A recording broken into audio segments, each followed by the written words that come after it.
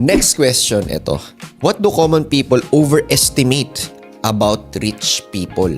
So, yan yung pinakamasarap talagang tanungin. Kasi pwede kasi na mangyari, yung mga fears na hindi mo alam meron ka is mailabas siya. So, let's say for example, si Cody Sanchez, sabi niya, normal rich people, talagang meron sila lagi mga demand letters, may mga cases sila, kasama talaga yon sa buhay nila. Pero not necessarily may ginagawa silang mali. So, ikaw, gusto mo ba yun? Ako, sobrang ayoko talaga yun. Pero yun talaga yung sinasabi ng mga tao na, ay, pag mayaman ka, wala ka ng problema. Talagang haya-hay ka na lang, bili ka na lang ng ganito, travel ka na lang ganito.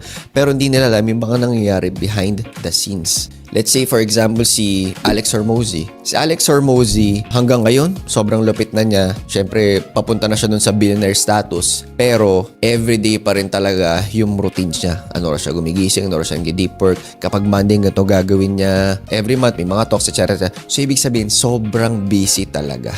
Usually kasi pag nagsimula tayo, sabihin natin na, ay pag yumaman ako, ganito gagawin ko, ganyan. Gusto ko mag-travel, gusto ko magpahinga lang. Yes, gagawin mo yun. At first. Pero right after na nakuha mo na, ang pinakatanong mo is, what's next ba talaga? Pero pwede mo sabihin kasi na, yes, ako rin naman 10 hours ako nag-work, 12 hours. Minsan kahit weekends nag-work ako. Pero bakit kaya magkaiba yung results?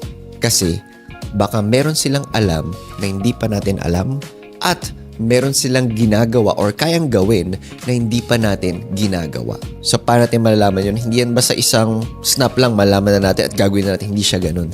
So, it really takes time kung ano ba talaga yung gagawin at paano siya gagawin.